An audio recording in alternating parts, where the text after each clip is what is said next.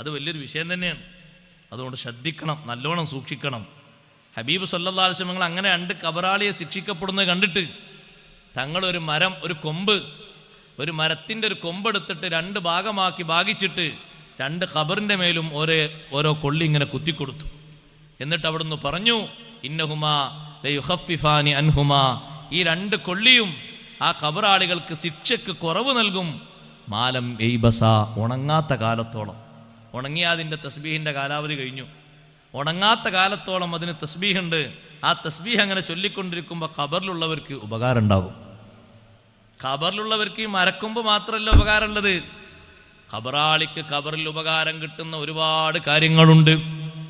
മഹാന്മാരായ പണ്ഡിതന്മാർ മൊത്തത്തിൽ അത് എണ്ണിപ്പറഞ്ഞത് 10 എണ്ണമാണ്. ആ 10 എണ്ണത്തിൽ ഏതെങ്കിലുമൊക്കെ നമ്മളും കൈവശപ്പെടുത്തണം മരിക്കുന്നതിൻ്റെ മുമ്പ്. ഇദാ മാതബ്നു ആദമ ലൈസ യജ്രി അലൈഹി മിൻ ഖിസാലിൻ ഗൈറു അശ്രി. ഒരു മനുഷ്യൻ മരണപ്പെട്ടു കഴിഞ്ഞാൽ 10 എണ്ണം അല്ലാത്തതൊക്കെ നിലച്ചു പോകും. ഉലൂമുൻ ബസ്സഹാ വദുആഉ നജ്ലി വഗർസുൻ നഖിലി വസ്സദഖാതു തജ്രി. ഒന്നാമത്തത് ഉലൂമുൻ ബസ്സഹാ, അവനവൻ വിതരണം ചെയ്ത വിജ്ഞാനങ്ങൾ കുട്ടികൾക്ക് നന്നായി പഠിപ്പിക്കണം, സുഹൃത്തുക്കൾക്ക് പഠിപ്പിക്കണം, ശിഷ്യന്മാർക്ക് പഠിപ്പിക്കണം. ഏറ്റവും അധികം കാലം നീണ്ടുകിട്ടുന്ന സമ്പത്ത് അതാണ്. അതുപോലെ കാലാവധിയുള്ളൊരു സമ്പത്ത് ഖബറിലേക്ക് ഒഴുകുന്നത് ലോകത്തില്ലേ ഇല്ല. 10,000 ആളുകൾക്ക് എത്രയോ ടൈം കഴിഞ്ഞാലും ഖബറിലേക്ക് പലർക്കും കിട്ടിക്കൊണ്ടിരിക്കുന്ന ഏറ്റവും സൗന്ദര്യമുള്ള അമല്, കാലാവധി കൂടുതലുള്ള അമല് ഉലൂമുൻ ബസ്സഹാ, അവനവൻ വിതരണം ചെയ്ത വിജ്ഞാനങ്ങളാണ്. രണ്ടാമത്തത് വദുആഉ നജ്ലി, മക്കളുടെ പ്രാർത്ഥനയാണ്. അതവരെ ഹയാത്തിലേ ഉണ്ടാകും, അത് കഴിഞ്ഞാൽ കഴിയും. മക്കൾ ഹയാത്തിലുള്ള സമയത്തല്ലേ അത് കിട്ടുമോ, അത് കഴിഞ്ഞാൽ അത് കഴിഞ്ഞില്ലേ. പക്ഷേ വിതരണം ചെയ്ത ഇൽമങ്ങനെ കഴിയൂല. നൂറ്റാണ്ടുകൾ എത്രയായി നബി ഇമാമുതങ്ങൾ വഫാത്തായിട്ട്. ഇന്നും മിൻഹാജ് പല ദർസിലും ഓതിയില്ലേ, റിയാദുസ് സ്വാലിഹീൻ ഓതിയില്ലേ. അവിടുത്തെ കിതാബുകൾ ഓതാതെ ഒരു ദർസ് രാവിലെയും വൈകുന്നേരവും ഉദിക്കുന്നുണ്ടോ അസ്തമിക്കുന്നുണ്ടോ? എത്ര നൂറ്റാണ്ടുകളായി ഓതിക്കൊണ്ടിരിക്കുന്നത്. സൈനുദ്ദീൻ മഖ്ദൂം തങ്ങളെ ഫത്ഹുൽ മുഈൻ എത്ര വർഷം മുമ്പ് അത് രചിച്ചതാണ്. അത് രചിച്ചിട്ട് നൂറ്റാണ്ടുകൾ എത്ര കഴിഞ്ഞു, ഇപ്പോഴും ഒഴുകിക്കൊണ്ടിരിക്കല്ലേ. അതാണ് ഏറ്റവും സമൃദ്ധമായത്. രണ്ടാമത്തത് പ്രാർത്ഥന, മൂന്നാമത്തത് ഖർസുൻ നഖ്ൽ, ഫലവൃക്ഷങ്ങൾ നട്ടുപിടിപ്പിക്കണം. പ്രായമുള്ള ഉപ്പമാരോട് ഉമ്മമാരോട് പറയട്ടെ, ഫലവൃക്ഷങ്ങൾ ഫലമുണ്ടാകുന്ന തൈകൾ നട്ടുപിടിപ്പിക്കണം. അതിങ്ങനെ വളർന്നു വന്ന് മക്കളോ പേരമക്കളോ പക്ഷികളോ മറ്റോ അതിൽ നിന്ന് ഭക്ഷിക്കുമ്പോ നിങ്ങൾ ഖബറിലാണോ? അതത്രയും കാലം ആ മരം നിലനിൽക്കുന്നുണ്ടോ? അതിന്റെ ഫലം അതാ ലഭിച്ചുകൊണ്ടിരിക്കുന്നു. നമ്മുടെ ഉപ്പാപ്പമാര് നട്ടുപിടിപ്പിച്ച തെങ്ങ്, അതിൽ നിന്ന് ഇന്ന് തേങ്ങ പറിക്കുന്നു, മറ്റു പലതും കൊയ്തെടുക്കുന്നു. അവരെ ഖബറിലേക്ക് അതിന്റെ ഫലം ലഭിക്കുന്നു. നാലാമത്തത് വസ്സദഖാതു തജ്രി, ജാരിയായ സ്വദഖ എന്ന് പറഞ്ഞാൽ വഖഫാണ്.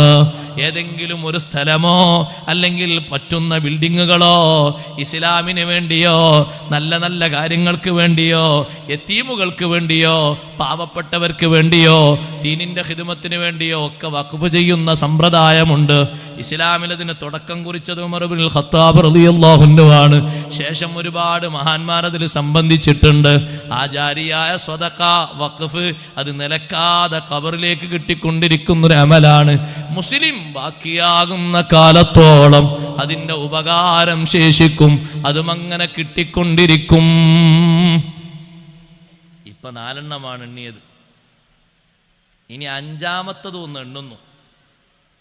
അത് നിങ്ങളെ കൂട്ടത്തിൽ എത്ര ആൾക്കാർക്ക് ഉണ്ടെന്ന് ഞാനൊന്ന് നോക്കട്ടെ. വിറാസത്തു മുസ്ഹഫിൻ വരിബാതു സഗ്രി വഹഫറുൽ ബിഇരി ഔ ഇജ്റാഉ നഹരി. സ്വന്തം ഓരോ മുസാഫുള്ളവർ കൈയൊന്നിച്ചാണ്. പൊരയിൽ കൊണ്ടുവന്ന് വെച്ച മുസാഫ് അല്ല ചോദിക്കണം കേട്ടോ, നിങ്ങളുടേത് എന്ന് പറയാൻ പറ്റുന്നത്. വെറുതെ കൈയൊന്നിക്കരുതേ, പഠിച്ചോ ചോദിക്കും. കണ്ടോ, സ്വന്തം മുസാഫുള്ള ആൾക്കാർ കുറവാ. സ്വന്തം 4 മൊബൈലുള്ളവർ പൊന്തിച്ചാണ്, അപ്പം എല്ലാവരും പൊന്തിക്കും. ഒന്നുണ്ടല്ലേ, ഒന്ന് പറയലുണ്ട്, അപ്പോൾ രണ്ടെണ്ണമായി.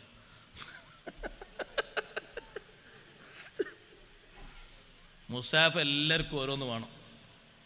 ആ മുസാഫ് അനന്തരമാക്കി വെക്കുക. അഞ്ചാമത്തതാണ് നമ്മൾ ഓതിയ മുസാഫ്. അപ്പോൾ മുസാഫ് പൊരയിലില്ല.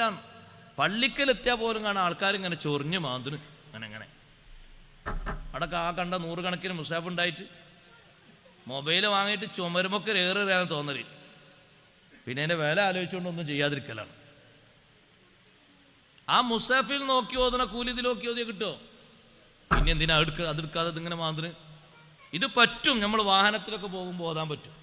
മരിച്ച ഏതെങ്കിലും വീട്ടിൽ യാസീനൊക്കെ ഓതുമ്പോൾ തെറ്റില്ലാതെ ഓതാനൊക്കെ പറ്റും. എപ്പോഴും ഇപ്പോൾ യാസീനോട് കൊണ്ടെടുക്കാൻ കഴിയില്ലല്ലോ. ഒരു മൗലൂദൊക്കെ ഓതാണെങ്കിൽ ഇത് നിർത്തിട്ട് തെറ്റില്ലാതെ ഓതാൻ കഴിയും. അത് ഉപകാരമാണ്.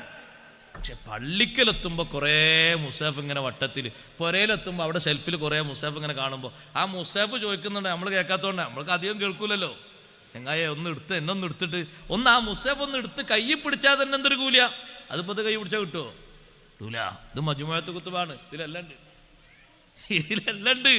ഇതിൽ മുസാഫ് മാത്രമൊന്നല്ല, വാർത്ത ഉണ്ട്, പത്രമുണ്ട്, അല്ലേ, പലതും ഉണ്ട്. ഇതല്ലാണ്ട് പേരുകളുണ്ട്, അഡ്രസ്സുകളുണ്ട്, മെസ്സേജുകളുണ്ട്, ഫോട്ടോസ് ഉണ്ട്, ഇല്ലല്ലേ? എല്ലാം കൂടി സകല ഗുലാബിയാണ്. മുസാഫ് ഒരാളിങ്ങനെ കയ്യിൽ പിടിച്ചു, ഓതുന്നില്ല, ആളിങ്ങനെ കയ്യിൽ പിടിച്ചു, കൂലിയല്ലേ?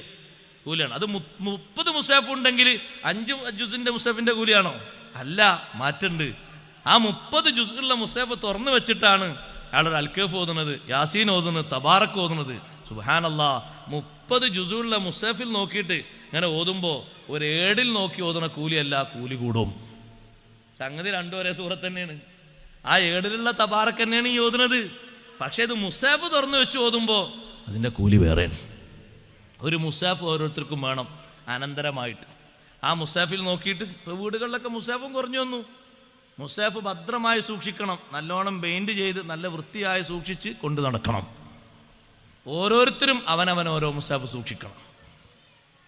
അത് അനന്തരമാക്കി വെക്കുക. മക്കൾ, പേരമക്കൾ, ഇങ്ങനെ തുടർന്നു പോകുന്ന ആൾക്കാർ എത്ര കാലം അതിൽ നോക്കി ഓതുന്നോ, അതെങ്ങനെ നല്ല ഭദ്രതയിൽ നിലനിൽക്കുന്നോ, അത്രയും കാലം ഖബറിലേക്ക് അങ്ങനെ ഒഴുകിക്കൊണ്ടിരിക്കും. 5-ാമത്തെ കാര്യം അതാണ്. 6-ാമത്തത് റിബാത്തു സഗരീൻ. ഇന്നത്തെ കാലത്ത് വലിയ ചാൻസ് ഒന്നുമില്ല, എന്നാലും പറയാം. പൊതുരംഗത്ത്, ഇസ്ലാമിക രംഗത്ത് പഴയ കാലത്ത് പോരാളികൾ താമസിച്ചിരുന്ന പല കേന്ദ്രങ്ങളിലും വിശ്രമ കേന്ദ്രങ്ങൾ ഒരുക്കിയിരുന്നു അവർക്ക്, ദീനിന് വേണ്ടി അധ്വാനിച്ചു വരുന്ന ആളുകൾക്ക്. ഇന്നതിൻ്റെ ഒരു ഘട്ടമില്ല. ഇനിയൊരു ഘട്ടം വന്നാലൊരു പക്ഷേ വേണ്ടി വരും. അതുകൊണ്ട് ബെയ്ത്തുനിന്ന് മാറ്റിയിട്ടൊന്നുമില്ല. അങ്ങനത്തെ ഒരു കേന്ദ്രം അവർക്ക് താമസിക്കാനും വിശ്രമിക്കാനുള്ളൊരു കേന്ദ്രം. അക്രമം നടത്താനല്ല, വിശ്രമിക്കാൻ വേണ്ടിയിട്ട്. അടുത്ത് പറഞ്ഞ എല്ലാവർക്കും പറ്റും, പക്ഷെ അത് അധ്വാനിക്കാൻ കുറച്ച് പണിയാണ്, കിട്ടിയാൽ വലിയ ലാഭമാണ്. ഹഫറുൽ ബിർ, കിണർ കുഴിച്ചു കൊടുക്കുക, നല്ല പണിയാണ്. എത്ര കാലം കിട്ടുമെന്നറിയോ? സഅദ് റളിയല്ലാഹു അൻഹു ഉമ്മ വഫാത്തായപ്പോൾ ചോദിച്ചില്ലേ, നബിയെ അയ്യു സ്വദഖത്തി അഫ്ളൽ, എൻ്റെ ഉമ്മാക്ക് സ്വദഖ ചെയ്യണം, ഏറ്റവും നല്ലത് എന്താന്ന് വെച്ചപ്പോൾ തങ്ങൾ അൽമാ എന്ന് പറഞ്ഞു. അപ്പോൾ ഫഹഫറ ബിറൻ, ഒരു കിണർ കുഴിച്ചു. മദീനയിൽ ഒരുപാട് കിണറുകളുണ്ട്, പല കിണറുകളും മൂടപ്പെട്ടു. ആബാറുൽ മദീന എന്ന കിതാബിൽ ഇന്നും നിലനിൽക്കുന്ന കിണറുകളെ പറ്റി വിശദീകരിക്കുന്നുണ്ട്. കൂട്ടത്തിലൊരു കിണറാണ് സഅദ് ഇബ്നു മുആദ് റളിയല്ലാഹു അൻഹുവിൻ്റെ കിണർ, ഉമ്മാക്ക് വേണ്ടി കുഴിച്ച കിണർ. ആ കിണറിൽ നിന്ന് എത്ര ആൾ വെള്ളം കുടിക്കുന്നു, എത്ര മൃഗങ്ങൾക്ക് വെള്ളം കൊടുക്കുന്നു, എത്ര ആൾ കുളിക്കാനെടുക്കുന്നു, യാത്രക്കാരെടുക്കുന്നു, ഉളു എടുക്കാനെടുക്കുന്നു, ഒക്കെ ഫലമാണ്. എല്ലാം കൂലി കിട്ടുന്നതാണ്. കിണർ കുഴിക്ക്. ഔ ഇജ്റാഉ നഹരി, അല്ലെങ്കിൽ ഒരു ചെറിയ വെള്ളച്ചാല് ഒഴിക്കാനുള്ള സ്ഥലം വിട്ടുകൊടുക്കുക. ഒരു പൈപ്പ് അതിലൂടെ പോകണം. ഇതിലൂടെ പോകാൻ പറ്റൂല, ഞാൻ മരിച്ചാലും ഇതിലൂടെ കൊണ്ടുപോകരുത്, അങ്ങനല്ല. ഒരു ചെറിയ വെള്ളത്തിന് സൗകര്യപ്പെടുത്തി കൊടുക്കുക. തോടൊഴിക്കാനോ വെള്ളച്ചാല് വരാനോ ഒക്കെ സൗകര്യങ്ങൾ ഏർപ്പെടുത്തി കൊടുക്കുക. അടുത്തത് സഹോദരങ്ങളെ, നേരത്തെ ഉസ്താദുകളൊക്കെ ഓർമ്മപ്പെടുത്തിയല്ലോ, നമുക്കൊക്കെ പറ്റും. ബൈത്തുല്ലിൽ ഗരീബി ബനാഹു യഅ്വി ഇലൈഹി ഔ ബിനാഉ മഹല്ലി ദിക്രി. 8-ാമത്തെ കാര്യം സാധുവിന് വീടുണ്ടാക്കി കൊടുക്കുക. 9-ാമത്തത് ദിക്ർ പഠിക്കാനും പഠിപ്പിക്കാനും പറ്റുന്ന നല്ല നല്ല കേന്ദ്രങ്ങൾ നിർമ്മിക്കുക. പള്ളി അതിൽപ്പെട്ടു, മദ്രസ അതിൽപ്പെട്ടു. ചില നാടുകളിലൊക്കെ പോയാൽ ദിക്ർ ഖാന കാണാം. ദിക്ർ ചൊല്ലാൻ വേണ്ടി മാത്രം ഉണ്ടാക്കിയ ഖാനകളാണ്. സംസാരിക്കാനാക്കൂല അതിൻ്റെ ഉള്ളിൽ നിന്ന്. ദിക്ർ ചൊല്ലാൻ തുറന്നു കൊടുക്കും. ദിക്ർ ചൊല്ലിക്കഴിഞ്ഞ് പുറത്തിറങ്ങി അപ്പോൾ പൂട്ടും ചെയ്യും. നമ്മുടെ തമിഴ്നാട് ഭാഗങ്ങളിലൊക്കെ ഉണ്ട് ദിക്ർ ഖാന. ദിക്റെല്ലാം മാത്രം, ദിക്റെല്ലാം ഉദ്ദേശിച്ച് വരുന്ന ആൾക്കാർക്ക് ചാവി കൊടുക്കും. ഉള്ളിൽ കയറിയ ദിക്ർ ചൊല്ലി ദ്വാരക്ക ഇറങ്ങുക, അപ്പം പൂട്ടും ചെയ്യും. ദിക്ർ എല്ലാം വേണ്ടി ആരുണ്ടായി കൊടുത്തതാണ്. ദിക്ർ എല്ലാം തന്നെയാണ്. ഇതൊക്കെ ദിക്ർ പഠിപ്പിക്കാനല്ലേ, ഇതെല്ലാം ദിക്ർ പഠിപ്പിക്കുന്നു. പള്ളിയും മദ്രസയൊക്കെ അതിനാണ്. സൗകര്യപ്പെടുത്തി കൊടുക്കുക. നേരത്തെ പറഞ്ഞ ഉദ്യമത്തിലേക്ക് സഹായിക്കുക. അല്ലാഹു സ്വീകരിക്കട്ടെ. 9 10ാമത്തെ കാര്യം വതഅലീമുൻ ലിഖുർആനിൻ കരീമി ഫഖുദ്ഹാ മിൻ അഹാദീസിൻ ബിഹസ്രി. അല്ലാഹുവിന്റെ ഖുർആൻ പഠിപ്പിക്കുക. ഉസ്താദുമാർക്ക് സ്പെഷ്യലായി കിട്ടുന്ന ഒന്നാണ് ഖുർആൻ പഠിപ്പിക്കുക, ഖുർആനോത്ത് പഠിപ്പിക്കുക, ഇതിൻ്റെ അക്ഷരങ്ങൾ പഠിപ്പിക്കുക, കൂട്ടിവായന പഠിപ്പിക്കുക, എഴുത്ത് പഠിപ്പിക്കുക, ഓരോ ജുസു ഓതിയിട്ട് അതിൻ്റെ തജ്വീദൊക്കെ പഠിപ്പിക്കുക, മഖ്റജും മദ്ദും ഷദ്ദും ഇദ്ഗാമും ഇദ്ഹാറും ഒക്കെ നിയമങ്ങളൊക്കെ പഠിപ്പിച്ച് അതിൻ്റെ സ്വരരാഗങ്ങൾ വരെ ശരിയാക്കി ഓത്ത് പഠിപ്പിക്കുക. ഇത് ചെറിയൊരു കാര്യമല്ല, വലിയ കാര്യമാണ്. ഹബീബ് സല്ലല്ലാഹു അലൈഹി വസല്ലം തങ്ങളുടെ വ്യത്യസ്ത ഹദീസ്